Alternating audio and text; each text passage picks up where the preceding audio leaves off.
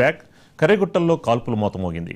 భద్రతా దళాలు మావోయిస్టుల మధ్య భీకర ఎదురు కాల్పులు జరుగుతున్నాయి. బీజాపూర్ జిల్లాలోని లంకపల్లి అటవీ ప్రాంతంలో, ములుగు జిల్లా వీరభద్రవరం అటవీ ప్రాంతంలో ల్యాండ్ మైన్స్ పేలాయి. ఈ ప్రమాదంలో 2 డిస్ట్రిక్ట్ రిజర్వ్ గార్డ్స్ జవాన్లు చనిపోగా 2 తెలంగాణ స్పెషల్ పార్టీ జవాన్లకి తీవ్ర గాయాలయ్యాయి. కూంబింగ్ నిర్వహిస్తుండగా ల్యాండ్ మైన్ పేలింది. ఈ ఘటనపై అధికారికంగా పోలీసులు ఇంకా ధృవీకరించలేదు.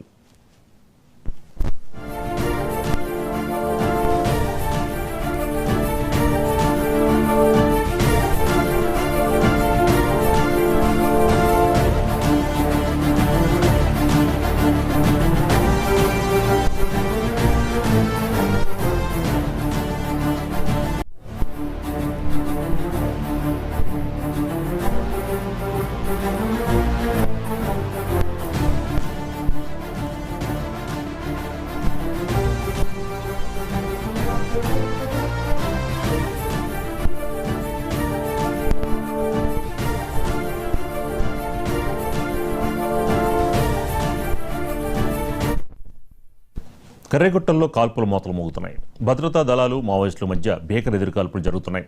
బీజాపూర్ జిల్లాలోని లంకపల్లి అటవీ ప్రాంతంలో, ములుగు జిల్లా వీరభద్రవరం అటవీ ప్రాంతంలో ల్యాండ్ మైన్స్ పేలాయి. దీనికి సంబంధించి మనకి మరింత ఇన్ఫర్మేషన్ మా తెలంగాణ బ్యూరో చీఫ్ సుధాకర్ అందిస్తారు. సుధాకర్, ఏంటి ప్రస్తుత పరిస్థితి ఎలా ఉంది అక్కడ?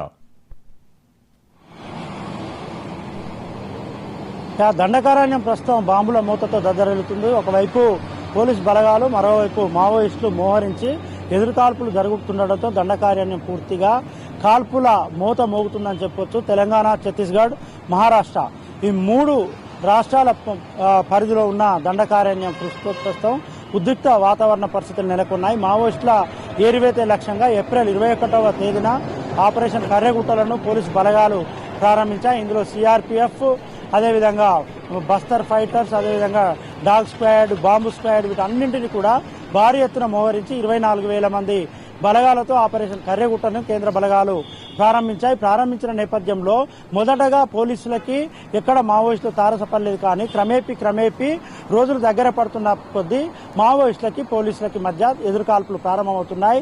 మావోయిస్టులు కూడా పోలీసులను ప్రతిఘటించేందుకు తీవ్రంగా ప్రయత్నం చేస్తున్నారు. గతంలో పేర్కొన్న విధంగా కర్రెగుట్టకు ఎవరు రాకూడదు, కర్రెగుట్టలో మందుపాత్రలు అమర్చాం తమ రక్షణ కోసం, తమ ప్రాణాలు కాపాడుకునేందుకు అంటూ మావోయిస్టు ఒక లేఖను విడుదల చేశారు. ఆ లేఖ విడుదల చేసిన నేపథ్యంలో మావోయిస్టు దళాలు అనేటి కర్రెగుట్టలో పెద్ద ఎత్తున ఉన్నాయి.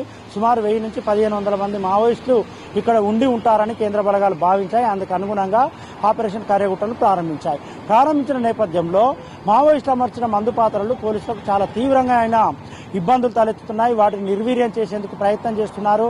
సుమారు 200 వరకు మందుపాత్రలు పేల్చేసినప్పటికీ కూడా ఇంకా మందుపాత్రలు పేలుతున్నాయి. ఇవాళ ములుగు జిల్లా వాజేడు వద్ద పేలిన మందుపాత్ర కారణంగా 3 పోలీసు జవాన్లు మృతి చెందిన పరిస్థితి ఉంది. ఈ 3 కూడా తెలంగాణ ప్రాంతానికి చెందిన పోలీసులు అని చెప్తున్నారు. కానీ దీన్ని ఇంకా ములుగు ఎస్పీ ధృవీకరించలేదు. ఆపరేషన్ కర్రెగుట్టల్లో పాల్గొంటున్న సిఆర్పిఎఫా, లేకుంటే కోబ్రానా, లేకుంటే బస్తర్ ఫైటర్సా, దీనికి సంబంధించిన పోలీసులు మృతి చెందారా, లేకుంటే తెలంగాణ ప్రాంతానికి సంబంధించి స్పెషల్ పార్టీ పోలీసులు రెగ్యులర్ గా జరిగే పోలీస్ కూంబింగ్ లో భాగంగా వారు గాయపడి మరణించారనేది తేలాల్సింది. గాయపడిన వారిని, అదేవిధంగా మరణించిన వారి మృతదేహాలను ములుగు ఏరియా ఆసుపత్రికి తీసుకొచ్చే అవకాశం ఉందని చెప్తున్నారు. చూడాలి, ములుగు ఏరియా ఆసుపత్రికి తీసుకొస్తారా, లేకుంటే ఆపరేషన్ కర్రెగుట్టలో భాగంగా ఏది జరిగినా కూడా పూర్తిగా సీక్రెట్ గా ఉంచుతున్నారు, పూర్తి గోప్యత పాటిస్తున్నారు, ఏది బయటికి రానియట్లేదు. ఎన్కౌంటర్ జరిగిందని చెప్తున్నారు. ఎన్కౌంటర్లో ఎంతమంది మృతి చెందారనేది అక్యురేట్ గా ఒక ఫిగర్ చెప్పట్లేరు. అదేవిధంగా మరణించిన మావోయిస్టు ఏ ప్రాంతానికి సంబంధించిన వారి వివరాలు ఏంటి అనేది తెలియనివ్వట్లేరు.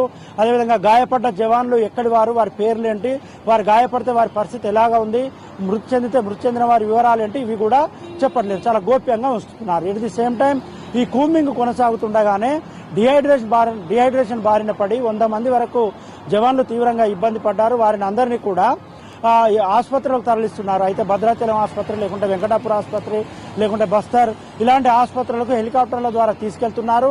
వారికి ట్రీట్మెంట్ ఇప్పిస్తున్నారు. తిరిగి వారిని మళ్ళీ ఎక్కడ ఉంటే అక్కడికి తరలించే ప్రయత్నం చేస్తున్నారు.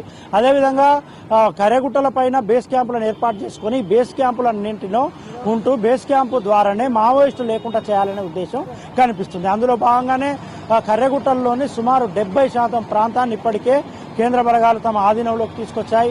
మిగతా 30% ప్రాంతాన్ని కూడా తీసుకొచ్చినట్లయితే మావోయిస్టు రహిత కర్రగుట్టలు చేయవచ్చు అనేది పోలీస్ బలగాల లక్ష్యంగా కనిపిస్తుంది. మావోయిస్టు ఉద్యమం ప్రారంభమైన 1960, 70 ఆ ప్రాంతం నుంచి ఇప్పటి వరకు కర్రగుట్టలు అనేది మావోయిస్టులకు మంచి స్థావరంగా ఉన్నాయి. మావోయిస్టులకు ఒక సేఫ్ జోన్గా ఉన్నాయి. మావోయిస్టులు ఇక్కడ ఉన్నట్లయితే పోలీసు బలగాలకు చిక్కే అవకాశమే ఉండదని అందరూ భావించేవారు. కానీ ఇప్పుడు పూర్తిగా మావోయిస్టుల సేఫ్ జోన్, మావోయిస్టుల స్థావరం అనేది పూర్తిగా పోలీసు బలగాల చేతికి వెళ్ళిపోతుందని చెప్పొచ్చు. అదేవిధంగా మావోయిస్టులు ఉంటున్న బంకర్లు కానీ, గుహలు కానీ, లేకుంటే వారు అమర్చిన మందుపాత్రలు కానీ, బీరు బాంబులు కానీ, లేకుంటే ఐఈడి బాంబులు కానీ, వీటన్నింటినీ కూడా ఒక్కొక్కటిగా నిర్వీర్యం చేసుకుంటూ కేంద్ర బలగాలు ముందుకు పోతున్నాయి. ఆపరేషన్ కర్రగుట్టలను అతి త్వరలో కంప్లీట్ చేయాలనే లక్ష్యంతో కేంద్ర బలగాలు ముందుకు పోతున్నాయి. పూర్తిగా ఇది కేంద్ర ప్రభుత్వం, ఛత్తీస్గఢ్ ప్రభుత్వం ఈ రెండు ప్రభుత్వాల సారథ్యంలో జరుగుతున్నది, వారి పర్యవేక్షణలో జరుగుతుంది. బస్తర్ ఐజీ దీన్ని లీడ్ చేస్తున్నాడు. ఎప్పటికప్పుడు బలగాలకు సలహాలు సూచనలు ఇస్తున్నాడు. గాయపడ్డ వారిని లేకుంటే డిహైడ్రేషన్ గురైన వారిని వెనక్కి రప్పిస్తున్నారు. మళ్ళీ కొత్త వారిని ఆపరేషన్ లో కూమింగ్ లో పాల్పంచుకునే చేస్తున్నారు. రాజు రైట్, థ్యాంక్ యూ సుధాకర్.